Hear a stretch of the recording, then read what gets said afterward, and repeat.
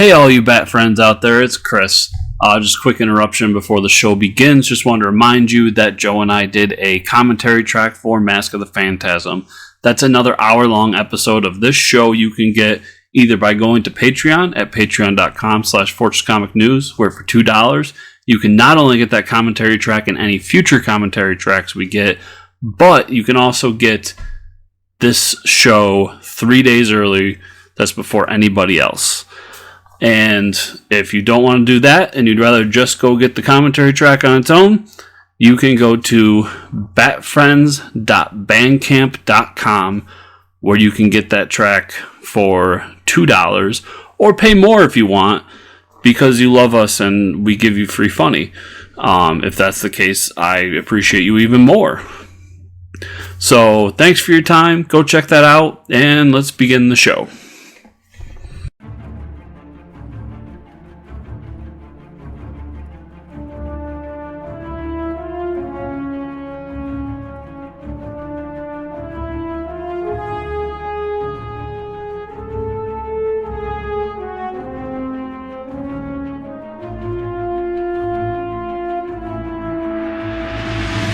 Hello, everybody, and welcome to the Bat Friends Podcast, episode number 54, where two friends rediscover an animated classic.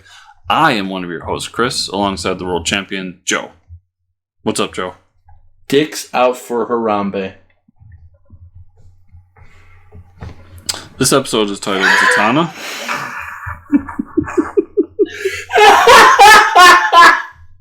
I love it when I can do that. Yeah, this episode is titled Zatanna, written by Paul Dini and directed by Dick Sebast and Dan Reba. Reba? Reba McIntyre? Yes. Okay. Paul Dini. Yep. Reba. I would say it's Reba, yeah. Or Riba, perhaps. So here, okay, straight up. I have words for this episode. One, Zatanna's not actually magical, which annoys me. Two, she references being a chick in fishnets. She's not wearing fishnets. Yeah. And that kind of annoys me. Like, I'm fine with her not wearing fishnets. Okay, fine. I'm not that fucking asshole. She's like, oh, in the comics she wears fishnets, so she needs to wear fishnets. That's fine. But don't say you're in fishnets when you're not. That just makes me question your grasp on reality. Outside of that, I like the connection that they do with her and her father and Bruce. Oh yeah, that's fine. That's. No one's ever thought of this before. I just like it because it makes past episodes a little bit better. Like when he got out of the fucking. That he has escape experience. Other than that, episode's kind of meh. Yeah, I do think it's kind of funny because oh god. And it is nice that they include Zatanna because, like, you know, fair weather fans wouldn't necessarily realize that, like, Zatanna is a real character they've used. Mm-hmm. But he also has fucking magical powers. Oh, yeah. Yeah, she wants to thaw that dick, all right. Oh, yeah, she does. Look at that. Yeah. Just look at her. But this is also, what makes me laugh is this is a Penn and Teller episode. Because I don't know if Copperfield actually did the trick, or if this was just a joke that P&T had tried to come up with a way to do. But her whole thing of like making $1 million disappear, that's in something. That really has been done by a magician. Yeah. So I think it's funny. Do they get it? There's no Batman villains that are, like, magical, right? I'm sure if I thought in this show, I mean. In the show, no, I don't think there's any magic in the show. And that's why I think they went with the way they did with Zatanna, by having her just be a magician. So, because I think before they realized this was going to be what it ended up becoming. The closest you get is Roz with the Lazarus pit. Yeah. Because that is, you go into a pool and you come out, you're fine. Yeah. That's the closest I think you get. I mean, we'll see. Because like I said, I never watched New Adventures of Batman and Robin, so there might be fucking some magical bitch there. I wonder if they, when the show was in conception and being... Good night, children. Enjoy fucking my daughter. Like, that's all I can think of. Like, all right. They had the idea of making it more quote unquote grounded, right, and more realistic. Yeah, which is why magic didn't fit into that. Which is why Nolan ripped it off. Yeah. But it's one of those things where they didn't, because fucking Man-Bat and Clayface, like, they have the pseudoscience that, Nolan tried to avoid. I like this moment. Yeah. It's a dumb trick anyway. Pick a card, any card. Picks the Joker. Well, and supposedly he's been training, so it's possible that he forced the Joker anyway. He knew, so he knew what card she wanted him to pick, and she picked a different one. She was right. I'll write you. No, you won't. I promise. Someone's into BDSM. I'm down. I'm with you with the pseudoscience argument, because we can even go there with the magical aspects of a werewolf. Right. And they pseudoscience that. Right. But I wonder if just straight up magic and their, like, overall thing was just like, that's going too far. Or stuff too far. It could have been fucking standards and practices. Don't put magic in a kid show. That's possible too, yeah. It could be. Because it does seem like this really weird omission that they go into those fantastical places with everything else. With Man-Bat and Clay and Croc and even fucking Hugo Strange and, like you said, the werewolf. Yeah. But then she can't have magical powers. This guy is the most evil looking fucking guy I've seen. He's just a douchebag wearing a cummerbund.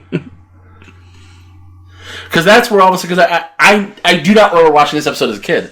And all of a sudden when she's like, this guy likes to expose magicians' secrets, I'm like, oh, she's just a magician. Because I'm like, the twist I would have done is, he's like, I'm going to expose your secret. And she's literally doing magic. Yeah.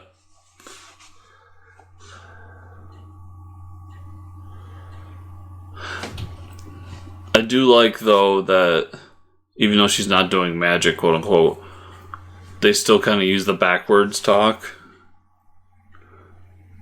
Do they? I wasn't even paying attention. There's one line where they like hint at it. Okay. And it's tough. I watched it the other day, and I caught it, but I wasn't sure if it's going to be easier when we have subtitles. Yeah. And I wasn't sure if it's an exact backwards talk, but it seemed like they were going for that. There was at least the hint of it. Yeah. And it's actually the scene coming up. It's a pleasure to be... Now, the other thing that I love about this is this episode is actually about the bullet catch. Right here. Oh, no, it's just abracadabra. Yeah. I swear that's not what she said when they did it. It says Arbra. Arbacadabra. So she says it a little weird. Oh, that's what I think it was. Okay. So in the moment, your brain processes, like, oh, is that fucking backwards? Which actually, Arbacadabra would be back. Arba is backwards because Abra is A-B-R-A, A-R-B-A. So yeah, but it was just So it was a little bit, but it was just a bit of a flare. So this is actually about the bullet catch. Here's how this is actually about the bullet catch. Are you familiar with the bullet catch as a magic trick? No. Okay. So it was done a lot in the 19th century, where it was, typically, not to give away the method, but essentially the method is, it's a fucking blank, and so person pulls trigger, sounds like a gun is being fired because it's a blank, and then person catches in their teeth, or catches it there, and a little fake blood, and is like, ah! So, just like this. I love that they show her actually get into the troop carrier, too, which I'm like, A, because when the dude gets, I'm like, that guy's gonna fucking die in that troop carrier, because there's nothing holding you in place. Mm-hmm. But also, it works differently now. It's not the same troop carrier for whatever. But except... It made me laugh when not to interrupt you again, but it made me laugh because this scene coming up where he gets her out of the troop carrier, I thought of you the whole time. You're just dead. You're just like, God damn it. Gasp. So, and part of the issue is that people have died from the bullet catch. There has been people tampered with a gun, where you basically put another bullet in, so that is not a blank anymore, it is an actual gun. There have been issues where the device that was used, the gun that was used is, something happened where it was a gimmicked gun, so they didn't remove the blank. So it's kind of what happened to Jason Lee and the Crow, where there was a blank that got jammed in the barrel, and then another blank fired, and basically the other blank became a bullet. Okay. And there's also, and it's, if you've ever seen The Prestige, it's in The Prestige, but it's based on a real story where someone would actually load the bullet, and it was an old, musket. But what they had was a magnet tip in their wand, so when they went like this to pack it down, they were actually pulling the shot out, leaving the powder to create the blank effect. And I believe that one was where the magnet fell out. So they thought they pulled the bullet out, and they didn't. So people have died doing the bullet catch. It has real danger with it. What Penn always talks about, and that's where this is actually about the bullet catch. The people that died from the bullet catch, the police had to be called. And then this conversation had to happen. What happened? Well, he shot him. So he just got up, and that also happened where people thought, oh, you can catch bullets, and they would just stand up from the crowd, pull a gun out, and shoot at the magician. And he's like, well, if you can catch a bullet, you can catch this. Well, no, but it was just a trick. So you didn't mean to shoot him. So you stood on stage in front of everyone, telling everyone you were going to shoot him, and he was going to catch it, but you're telling me you didn't actually shoot him. Yes. So here, you told everyone you were going to make $1 million disappear. Yep. But you're telling me you didn't actually do that. But yeah, that's why Penn and Teller have never performed the bullet catch, specifically, because the bullet catch has literally killed people. They do a trick where they move a bullet from one side of the stage to the other, but they have never done the bullet catch. The mirror was in the quarter the whole time. Because Batman knows a thing or two about giant coins. He does. It's true. Or someone who knows their methods. Like Montague Kane. That's such a shitty name. I'm sorry. Like, I get it that it's trying to be, but it's too over the top. Montague Kane. Who names their kid Montague? I know, Mr. and Mrs. Kane. Yeah. Or, I was going to say a douchebag, but yeah. Yeah, Mr. and Mrs. Kane. Right? Rosebud. When you're pulling rabbits out of a hat 52 times a year. Your dad's dead! My dad's dead too! That's what? Wait a second. Why is everyone's dead? Everyone in the show is dead. I'm sure Gordon's dad is dead.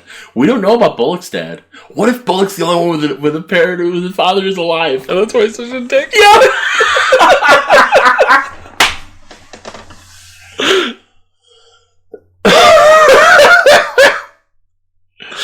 Oh, God. This guy's he's just a douchebag. Fun fact. Yeah. Last person to ever use an Iron Maiden. Uh-huh. Saddam Hussein, 1989. Well, last person confirmed to have used an Iron Maiden. Yeah. I don't know if I would call that a fun fact, but... I question the joviality of such a fact, but... Sure. Come in and join me by the fire. I'm gonna lay you down, woman. We can moan and perspire. Let me make this clear to everybody, because this was our bit. World's greatest detective.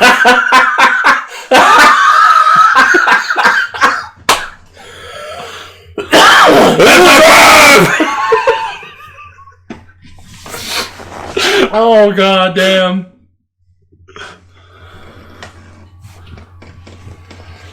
So now her wand's a match. Yep. Batman's pointy. I know, right? Batman's got pocket acid. It's okay. Pocket Pocket hot dog. Oh no! Oh no! Covered in spikes. I have an idea. Let me get my pocket acid out. That's really dangerous, Batman. Like, that vial could break at any second. And then you don't have a hip anymore.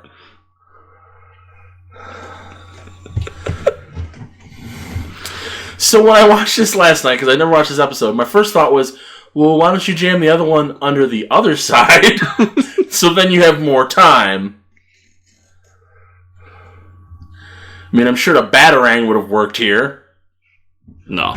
It had to have been a spike. Meanwhile, he's dripping acid in his eye.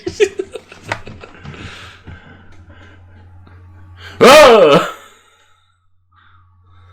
Just in the nick of time. Let's look at Zatanna's crotch. That was an odd animation choice. We survived. How about thawing this frozen dick? This guy apparently can buy a flying fortress. That's a fucking bomber. That is not a plane that a private citizen can own. Even in the 40s. Depends how much money you got. I mean, it's 1940s. He's got to have, what, like a couple thousand? He's got like $50. The richest man in Gotham. The extradition laws are non-existent. This is the part I think is hilarious. Well done, Batman. I love what he does. Yep. Get rid of him. It's the goddamn Batman, guys. Like, did you really think it was going to be that easy? He just Chuck Norris that fucking guy. He did. Ta-da! By sand! The second oldest trick in the book. Here's the first. Cat eye! Just pushed him over. What the fuck? Yeah. Hashtag pound me too. You don't be grabbing on a lady like that. And then he turned into the penguin. Say, apparently it's the penguin. He's got fucking what, Zardaz's wig there. I know that wasn't his name, but fucking douchebag with the planetarium.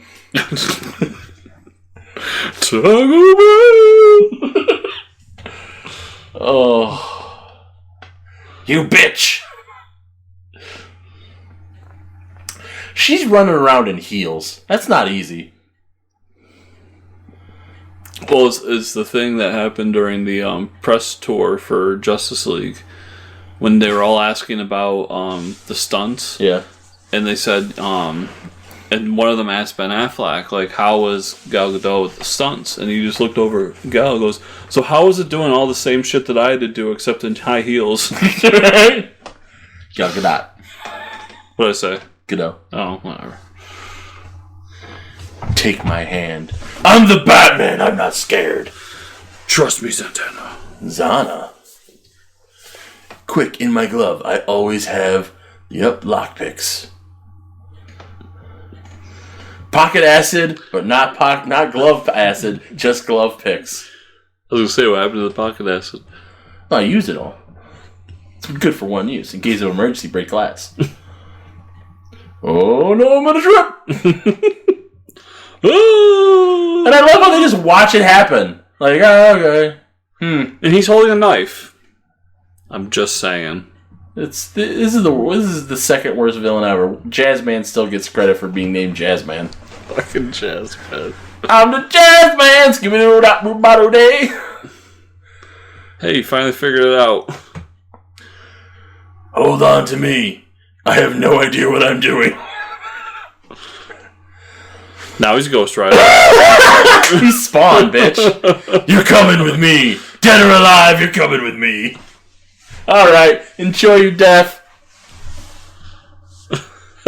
Stop firing, you fucking idiots. I guess he has a point. He does. And then they pull that, like, what? I get it, guys. You want to do a Rocketeer homage, but still. Clank. For a second, I thought it said dank, and I started laughing. Well, this is my airship, so let me just grab the wheel. Where's the pilot? That's actually a great question. Like, what the fuck? That's what autopilot's for, Joe. That's a flying fortress. Here's the time to stay there. You'll be safe. My parents are dead.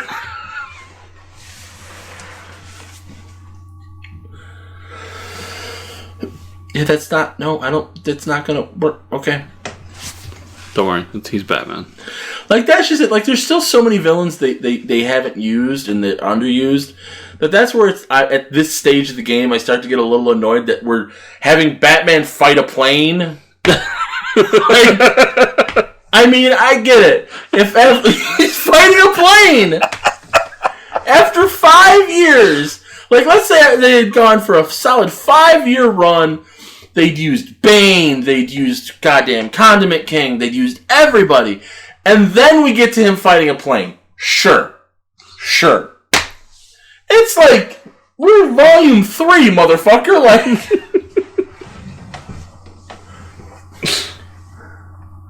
this is too early to fight a plane. And this is totally where it's Rocketeer. Because now he's fighting a thug. On a plane. He's got a hot chick that looks like Betty Page with him. He's gonna kill 2 men. Yep. They're hugging. Enjoy your deaths! They just... No, that's right. They have to. No, they're dead. They just snap their necks on impact. Yeah. But at least they got one last hug on the way out.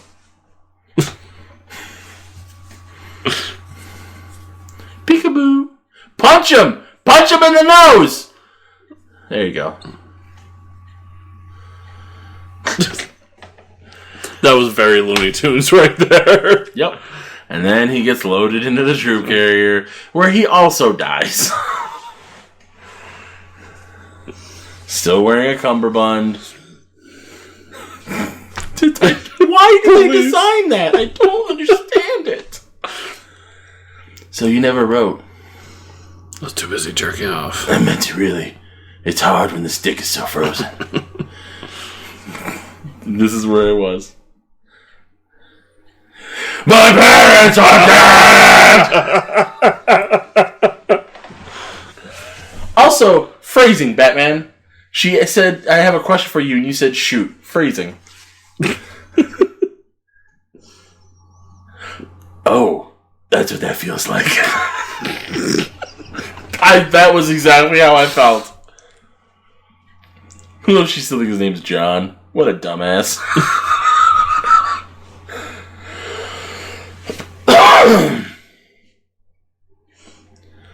Don't forget to write. And he never did, because he's an asshole. The only way he... Because I don't think Zatanna even shows up in JLU. She might, but I don't think so. The only way he writes her is if he's like, Alfred, write this bitch a note. Alfred, take a letter. You know I hate taking a letter for you, sir. You always describe things in such graphic detail. Alfred, you're my manservant. Serve me, man. I'm going to kill you in your sleep. What was that? I said I'm going to kill you in your sleep, sir. No, you try. Oh, so what do we got coming up? A bunch of bullshit is what we got coming up. The Mechanic is an awful episode. I'm sorry. I haven't watched that yet. Harley and Ivy is... I thought of it when you started talking about like how you wanted to have a Nazi that was totally a fucking animal rights person too. Because Ivy is super heavy on the fucking women's lib. Batgirl shows up finally. That's cool. Blind as a Bat. I vaguely remember as a kid, and I didn't like it then. Demon's Quest. Which it is! Yes. Yep! The greatest moment in Bat history. We'll finally get fucking Hard Act Batman, which I'm sure aired earlier than this. Same with Fire from Olympus. Fire from Olympus is also a great episode. Ventriloquist is one of my favorite Bat villains. I love the Ventriloquist. When he's done right, but I love the Ventriloquist. So we're actually not far away from having to figure New out. Adventures. So I need to figure out what's next, yeah. New Adventures. Because it's part of this. Yeah. I mean, I'll tell you that. We have to do that. Oh, yeah. No matter how awful it is, we have to do it. Yeah. So, yeah, because we're Batgirl is the start of Volume 3. No, it might be start of Volume 4. So, yeah. So, we got one volume left, pretty much. And then, when we figure out what's next, you gotta figure out how I'm gonna watch it. Oh, just give me my password. It's fine. Okay.